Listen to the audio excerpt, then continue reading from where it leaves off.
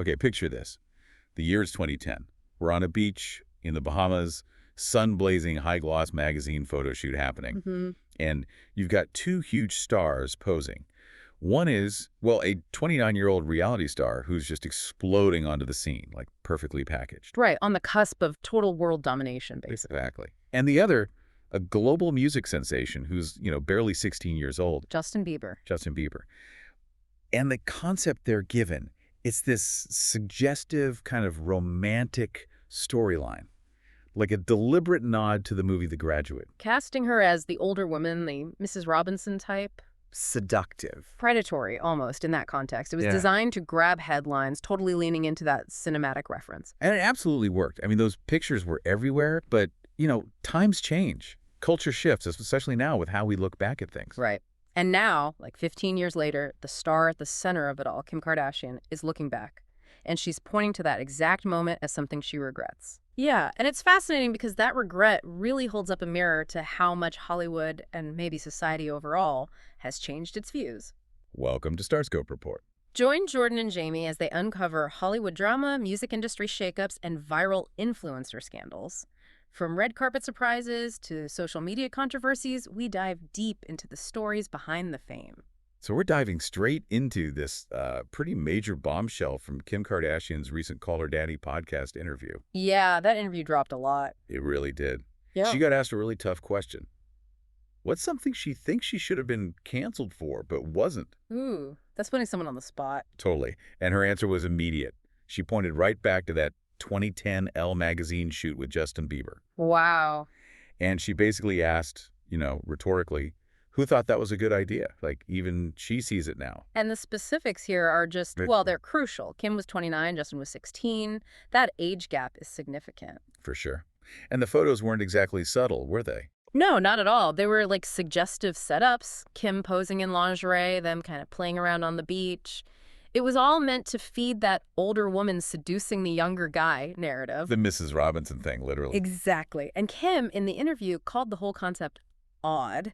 She even admitted it would have not been the most appropriate thing by today's standards. What's really interesting, though, is looking back at the initial controversy in 2010, it wasn't really about the appropriateness of the shoot itself. No, it wasn't. It was all about fan reaction, right? Yeah. Apparently, before the photos even came out, Bieber had joked somewhere that Kim was his girlfriend. Oh, I remember that. And boom, she immediately started getting, serious death threats from his fans. Believers were intense back then. They really were. So the focus was totally on this kind of fan jealousy thing, not the ethical questions around a 29-year-old and a 16-year-old in that kind of shoot. Exactly. What the magazine probably saw as, edgy or a fun parody of The Graduate. Now gets looked at completely differently. People on Reddit years later were calling it creepy and saying it made them super uncomfortable. It really shows how context changes everything. And the context on set was apparently, well, awkward doesn't even begin to cover it. Right, because Kim made sure to say, quote, nothing ever weird was obviously happening. Yeah, she emphasized that. And get this, Bieber's parents were there, his whole team. And his girlfriend at the time, Selena Gomez, was apparently also on set watching. Could you imagine watching your 16-year-old boyfriend do a suggestive photo shoot, basically playing out a seduction scene with Kim Kardashian? Peak Hollywood weirdness. Right. It just highlights how the focus was purely on the visual, the concept, the headline, not necessarily the human dynamics involved. Definitely feels like a moment from a different era, as Kim herself admits. So, yeah, that 2010 regret kind of opens the door. It shows she's willing to look back and reassess. Makes you wonder what else she clarified in that interview. Well, stick with us, because her Call Her Daddy chat didn't stop there. Yeah.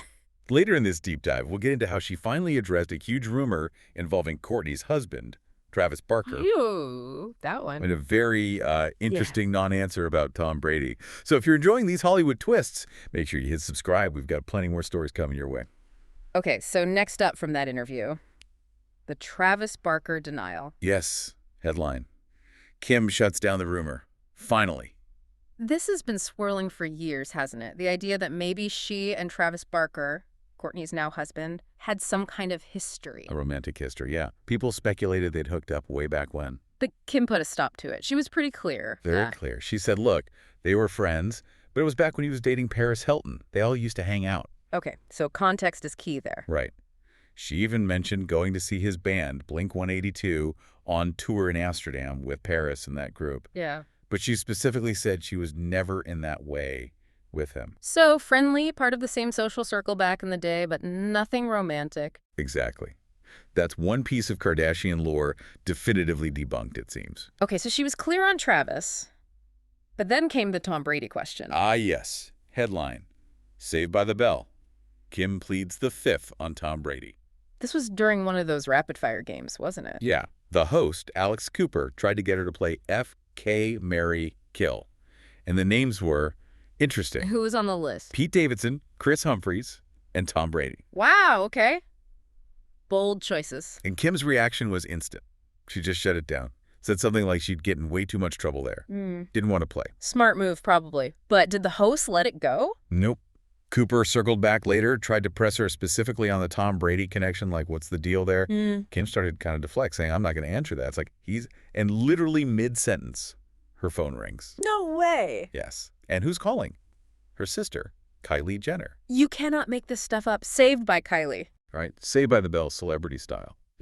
So the conversation just got cut off right there. It's going to fuel speculation for ages. Was it planned? Just crazy timing. We'll probably never know. But it leaves that Tom Brady question mark hanging right there in the air.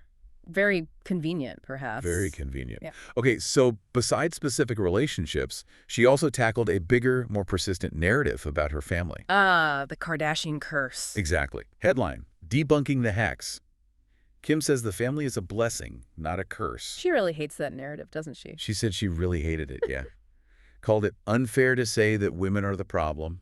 Pushed back hard on the sexism inherent in that idea. Which is a fair point. The idea that successful women somehow curse the men they date is problematic, to say the least. Totally. And she came prepared with counter-arguments, with facts. What did she bring up? She pointed to positive examples. Her mom, Chris's relationship with Caitlyn Jenner, back when Caitlyn won Olympic gold. Okay. Khloe being with Lamar Odom when the Lakers were winning championships. Right, he had a great run then. And even her own boyfriend at the time, Reggie Bush, winning the Super Bowl in 2010. So basically citing instances where men associated with the family were actually at the peak of their success. Precisely. It's her way of saying, look, these are individuals. Their successes or failures aren't magically tied to us. It kind of reframes it as, blaming women for men's issues as a cop-out. It forces the focus back onto individual careers, individual choices, individual struggles, rather than some mystical curse. Yeah, it's a smart way to try and reclaim that narrative. Yeah. Shifting from toxic myth to, well, maybe just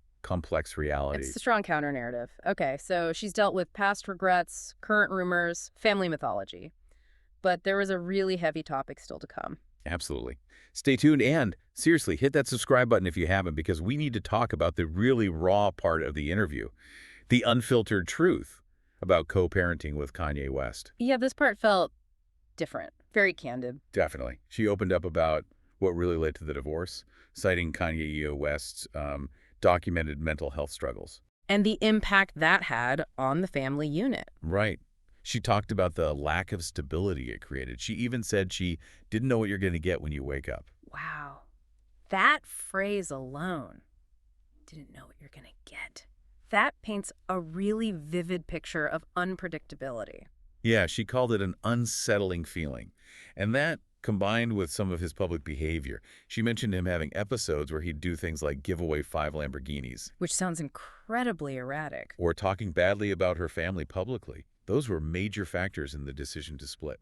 Understandable. So how are things now with co-parenting? She has the 4 kids, North, Saint, Chicago, and Psalm. She confirmed the kids live with her full time, and she was very blunt.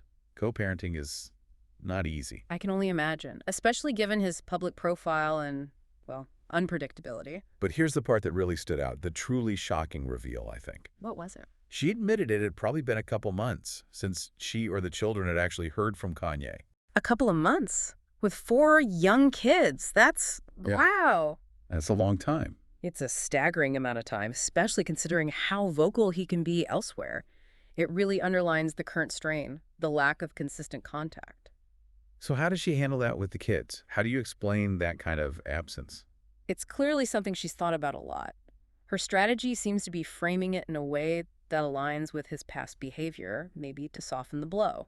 Okay, like how? She said they explain his absence by reminding the kids that he has a big life, that he was always traveling before and was always on tour. Kind of normalizing the distance based on his career. Yeah, and that he loves to live all over the place. It feels like a very deliberate way to manage the situation for the children, to maintain some sense of stability for them, even if the reality is complicated. Protecting them, essentially. Well, Creating a narrative they can understand. exactly. And she also pushed back really hard against the idea that she's the one keeping the kids from him. That's a narrative that's been out there. Right, the idea that she's blocking access. She was firm. "I've never once done that," she said. And she added, with some real intensity, "It's not a kidnapping, it's a divorce." Drawing a very clear line there. She wants him involved, but the consistency has to come from his end. That was definitely the message. Yeah. It's a tough situation, clearly. Absolutely. So after all that heaviness, did she give any update on her own life? Is she dating anyone? She did touch on that, confirmed she is currently single. And interestingly, she said she's totally content with it. Really? That's a shift, maybe. Seems like it. She mentioned that this is actually the longest period she's ever been without a partner, just focusing on herself and the kids. Taking some time for herself, perhaps? Seems that way. But there was a really sweet, kind of funny anecdote at the end. Oh, yeah. Apparently her daughter, Northwest, is already playing matchmaker. Get out, North. Yeah. Kim shared that North told her recently, "Mom, I think you go upstairs and, at night, it's okay.